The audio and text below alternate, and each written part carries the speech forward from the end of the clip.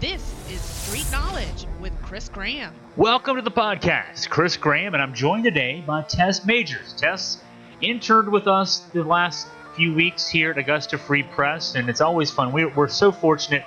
We've had interns every spring dating back now several years, and gosh, I'm lucky. I feel this. I'm old now. I've got interns working for USA Today, one working for Channel 3 in an on-air capacity, one finishing up law school. So no pressure, Tess. But Tess is a St. Anne's Belfield senior, and Tess, welcome to the podcast. And let's talk a little bit about you. You'll be graduating in a couple of days, right? Yes, sir. I'm graduating this Friday, actually. Graduating Friday. So now, what are your plans? I mean, I know you've been accepted. You're ready to go to school next fall. What are your plans for next fall? Where are you going to school? I'm going to Barnard. It's in New York City, across the street from Columbia. It's an all-girls school. I'm really excited about that. So off to the big city in New York, and you're early. So when I ask this question, it's not like you have to have declared a major yet. But do you have an idea what you want to major in, or you've already declared a major going into next year? Absolutely no idea. No idea. Well, no clue. Tess knows when I meet with new interns and prospective interns, whatever, I say it's okay. I'm 40, almost 47 years old. I haven't figured out what I want to do with my life yet. So you're only 17. You got plenty of time to figure it out. Hopefully, I do too. And so, talk to me about this experience. What made you want to do a journalism internship as your internship for your senior year at STAB? Well, I've always loved writing. I've been writing in various forms since I was a little kid. I would write in a journal, write about myself, write poems, and I most recently started writing songs. But journalism was a field that I'd never really delved into before, but it was just another form of writing, and I thought it could be a really interesting experience because reading a news article is totally up to the reporters to spin it a certain way, and the way that you end up coming away from the situation is totally influenced by the person writing it. So I thought that was really cool that you can take an experience and show it through a particular lens, and someone could cover the same experience and have it be completely different. So I just thought the subjectivity of the field was fascinating. So, for our listeners out there, I think it was maybe the first full day, or maybe among the first couple of full days that Tess did her internship with us, I sent her to a city council meeting, and then she survived. So she didn't quit. She didn't say, you know what, I've had enough of this stuff already. I've learned from journalism, and what I learned from journalism is it's boring. I actually wrote a nice article about that meeting. It was a budget meeting with a lot of people talking on both sides of an issue about the Waynesboro city budget. So once you survived your baptism by fire, you wrote some nice features, and I wanted to highlight a couple of those. And this past Friday, I think it may have been the last story you wrote for us, but you surveyed the Augusta County music scene, what to love and what it lacks. So talk to me first, Tess, about the idea to do this story, and then kind of take us through your reporting on this and what you kind of found out. So one thing I've learned from this internship is you can't really get too set on an idea. It's all about being able to think on your feet because things change up and people don't call back. And if it was this article, a lot of people didn't call back. I sent out email after email to different venues, different people. I called many people. The only person who got back to me was Molly Murphy, singer of Beauty Shop. And she agreed to do an interview. And so I talked to her, and we ended up discussing like how she got big because she's been playing music in the area forever. And I was going to originally frame it as like a portrait of several bands and give an idea and how it be this really idyllic article about how lovely the music scene is in this particular area. And I started talking to her a little bit, and something that she mentioned that wasn't even the main part of the interview was how she's a music teacher and she gives younger kids lessons, and they don't have anywhere to play in the area. And it just so happens that a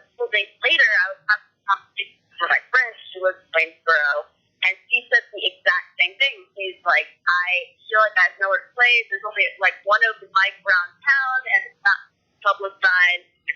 The people who work there don't really like having younger people come in to play music. Like, they're really territorial. And I was like, oh, that's really interesting, because I just heard someone else say that.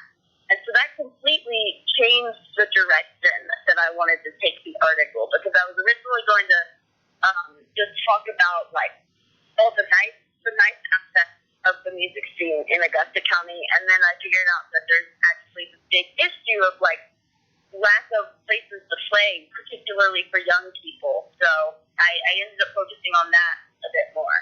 Yeah, I'll quote from the article. This is a problem that needs to be fixed.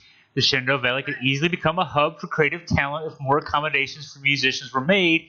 Feeling downhearted, I asked Murphy what she did to gain traction when she was younger. So what did you learn from Molly Murphy? What did she do when she was younger to kind of overcome that? Well, the main thing she told me, she said that when she was in college, that was where she really started having a chance to be able to play, because there are lots of open mics at colleges and lots of like parties that have live music at them. And I just really latched onto the concept of open mic, because I have a friend over here in Charlottesville who runs an open mic at New Dominion bookstore, and it's so easy to set up. Like, he just sets up one speaker, and it's once a month, and I was like, if you have the space and you can use it for open mic, like, why not do that? It's such an easy way to have more music and more creativity in the area. And so she played at lots of open mics, and I was thinking, like, why don't we have more of those? Yeah, Dave Matthews got his start open micing in Charlottesville. He was the bartender at Miller's, and you wouldn't have heard of Dave Matthews Band if not for those opportunities being available to him in the early '90s in Charlottesville. And so yeah, open mics can be a big deal. You found a couple Black Swan books in Stanton, but it's primarily a prose and poetry. French Press actually, and one of our meetings, Tess and I met once during our internship at the French Press in downtown Waynesboro on North Wayne Avenue, right across from City Hall. They have an open mic night. It's not very well publicized. I agree with that, actually, Tess, that that's not very well publicized. But I've been in there just by chance when they have their open mic, and actually they do have at least the one time I was there. Oh gosh, there were probably 15 or 20 people listening with a few different acts performing. So maybe I was there on a good night, but yeah, there definitely need to be more opportunities like that. And you went over too, Tess. I liked you went over the closed venues. Venues we used to have that were great opportunities for local bands. Hotspot was here in Waynesboro. Over in the Willow Oak Plaza. That was a neat little place. We went there a few times, and a really neat little place that unfortunately is lost. The Mockingbird over in Stanton, also a very neat place. I got to also go there at least a couple of open mics. One of my friends played once, and it was really the talent night contests they had were well attended, but the restaurant supporting it didn't survive, unfortunately. And I think there may be talk about that venue being used again in the future. Maybe it's already being used, but maybe again in the future. But yeah, there's just not a lot of places. And if there's not places for people to play, there's not places. Now, I should mention, Tess is also, you have a little bit of aspiring musician in yourself too. So you brought some personal background at least to reporting on this story. So, are there more places for folks like over you live in the Charlottesville area? Are there more places in that market that give opportunities, certainly as opposed to over here on this side of the valley? Yes, there are a ton more opportunities over in Charlottesville. Like, there are lots of places to host open mic, and it's pretty frequent. And there are some venues that are pretty accommodating to up-and-coming musicians. And also, if you're younger, which is the problem that was over in Waynesboro, you can go to the Music Resource Center, which is another place I wrote about. But there's nothing like that in Waynesboro. And the Music Resource Center basically just gives you the people who work there can get you connected and get you shows and et cetera, because they know all the local music people. So yeah, there's not really an equivalent of that. So I think that musicians are struggling over in Augusta County more so. I should mention the first story you wrote for us now in the context of what we're talking about right now. You wrote about the Music Resource Center in Charlottesville, and one of the ideas when we were discussing this months ago, when you first approached me back, I think it was over the winter break maybe, about the idea of wanting to do an internship with us this spring. That was an story idea that you presented to me, and we really fleshed out back then. And the idea was to promote it so that folks on our side of the hill over here in the valley, the young folks might learn about the Music Resource Center and what it offers. Talk about that story, and you again have some personal knowledge of having done some work there too. But tell us about that Music Resource Center story and what maybe young folks in the valley might be able to use for themselves to better themselves. Right. So, I mean, the one disadvantage to being a Waynesboro or Shannon kid going to the Music Resource Center would obviously be the drive, because it's a bit of a hike over to Charlottesville. But I think if you're going like once a week, it's totally worth it, because you're going to have access to amazing facilities and professional quality recording equipment that you can't get for that rate anywhere else. Like they charge on a sliding scale, so anyone can be a member. I think over half of the members there pay less than like $10 a year, because they don't rely on membership fees to operate. So it's really affordable, and it's got great facilities for making music. So that would be my recommendation for kids who are in Waynesboro, Stanton, Augusta County, who feel like they have nowhere to play, would be like get a membership at the MRC. Even if you can't go over there that much during the school year, they're open all summer, so it's much easier to travel that time of year over to Charlottesville. And so I think it's ultimately worth it, like, to draw that. And you've recorded music, and you're a songwriter yourself too. Did you record your music at the Music Resource Center? Yes, I've actually recorded 7 out of the 8 songs total at the Music Resource Center. Interesting. So you've got that personal touch, and I also should ask. We were talking about this the other day, so I'm kind of now I'm interviewing you for just a second. But one thing I love about when we were talking the other day, this is the kind of gumption that young musicians need to have. Young musicians, or any age musician, I guess, needs to have. But you were telling me about reaching out to try to line up some opportunities, and you actually got a positive answer back. Tell us about tell the listeners about that recent experience. Right. So this is definitely a quality I've been working on in myself, and I think that being in this internship has helped me a lot, because a lot of what I've had to do is reaching out to random people and just basically asking them to talk to me, which is a little nerve-wracking, but once you get used to that, it makes life a lot easier. So what I did was I emailed the booking agent at the Southern, a band I was coming into town, and I didn't see that they had any openers booked, and so just totally on the whim, I emailed the booking agent and was basically like, hey, can I open for this band? And he was like, no, have to open to this day, but you can open for this other band that's coming later this month. And so I ended up actually being able to play a show there, and I just think it's so important to just be able to take those chances. And I mean, what's the worst thing someone can do? Not respond or say no, basically. And so, I mean, no one's gonna judge you for reaching out. So you might as well do it. Yeah, that's the advice I give a lot, and it was the advice given to me a generation ago when I was a young writer. Just try. The worst going to happen is, hey, even if you are embarrassed, you don't know the person that you might think less of you, so who cares? Whatever. Just try. And that's great. I love hearing that. So I'll expect, Tess, a press release about your appearance coming up, so we can run it on Augusta Free Press. So you can crank that out anytime. One last story that we really liked that you covered for us, a story about a junior at Monticello High School who's decided to create an app to help people with physical disabilities How did you find out about this? And take us into that story.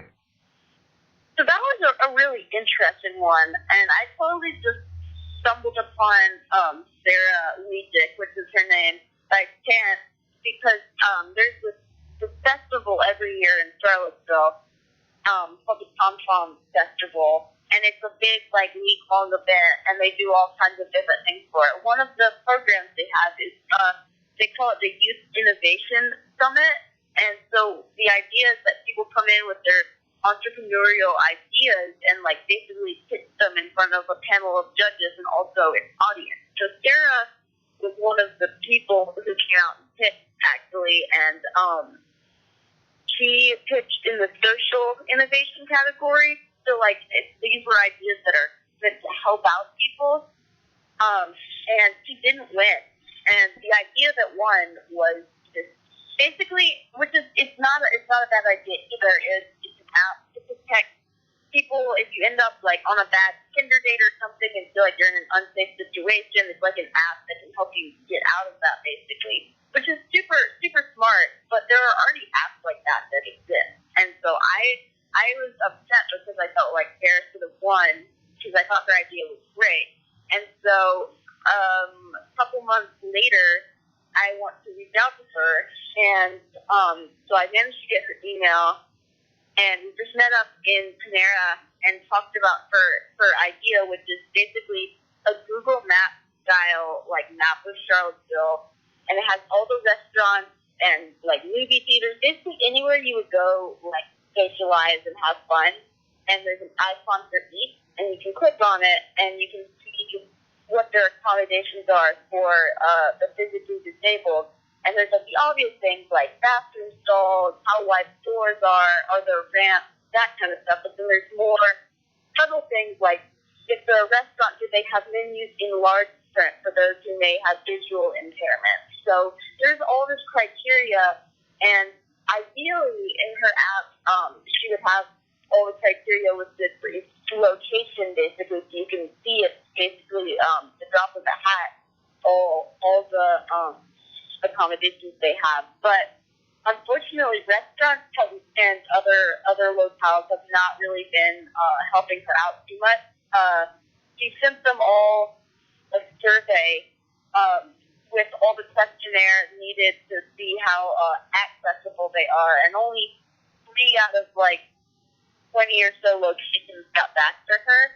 So that's definitely hindered her progress a lot. If the restaurants don't answer, she has to go to all of them in person and look around and fill out the questionnaire herself. And at the end of the day, she's just one kid, and this is a job that needs to be done by a whole bunch of people. So she's making slow but steady progress on her idea. She's definitely not giving up on it, and I just gave her some encouragement because I just think it's a great idea, and I wanted to give it some publicity.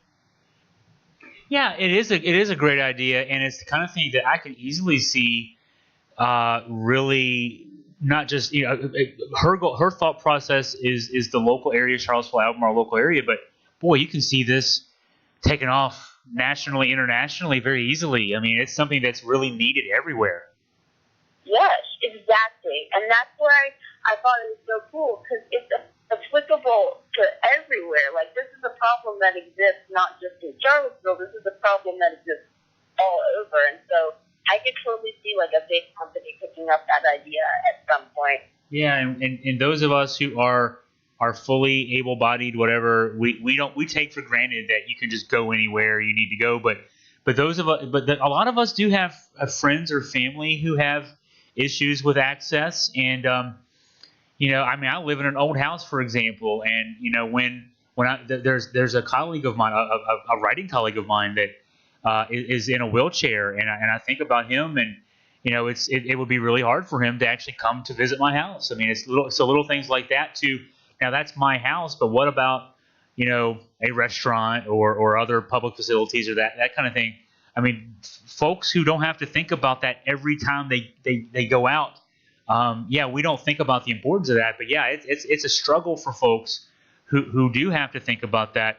And so an app that could it could just help. It could help narrow the process down. It could make your life. It can make life a little bit more accessible for folks in that situation. No question. Right, and it's frustrating because it's like people who want to go out and do something and are struggling with it are going to feel alienated and probably embarrassed about themselves, and that's going to make them less likely to like just go out and want to have fun. And that's not fair. Like anyone should be able to go out and have a good night with getting dinner with their friends or going to see a movie. Like that shouldn't just be something that fully able-bodied people get to do. So I just feel like the more you can do to make it easier, not only make places more accessible, but make it easier to see before you even go somewhere what their facilities are going to be like. I think that's just really smart. All right, so we're wrapping up the podcast. I thought I would surprise you with some numbers. One thing that's fun here, some numbers. How many people read your stories? And so you wrote 4 stories for us, and I clicked this up while we had the as we were doing our interview here. Your musical melting pot story. I looked in the life of the Music Resource Center. The first story you posted for us, wrote for us on May 15th. 1,126 reads. All right, that's good numbers. Let's see here. Your story on local government matters, civic engagement in Waynesboro City Council, 1,212 reads. Then we'll fast forward a little bit to your, the Sarah's App story. I had these numbers up and I didn't write them down. I should have written them down because I'm looking at a big spreadsheet here. The Sarah's App. Let's see if I can get up here real quick. Here we go. Sarah's App story, 1,042 reads. And your final piece for us was on the 25th. Let's see here. That was, let's see here. Why am I not showing it right quick? Listening to me edit as we're on the air here, so to speak. I know I had this here. This was the most read one of the 4. That actually had, it had the slightly bigger numbers. 1,302 reads. So, you're here. Yeah, if you decide to go pro, just let us know, and we'll see if we can hook you up. But your stories had great readership. They were well done, and so if this years down the road, if you decide to make this a career, you've clearly got something that people want to read. You've got an ability to tap into some good story ideas, and that's probably a good thing to learn at this stage. So no pressure on you there, but you've definitely got a readership base here at AFP. So I just want to say congratulations on the hard work and the results. And this has been a fun time for us. Hopefully you learned some good things when working with AFP. I did. And thank you for giving me this internship. It's been an honor, and it's been so much fun. Well, thank you as well. And for the listeners out there, for the folks who clicked on the stories, thank you. And I guess we'll go ahead and sign off. Signing off, I'm Chris Graham here on the podcast. Thanks for joining us.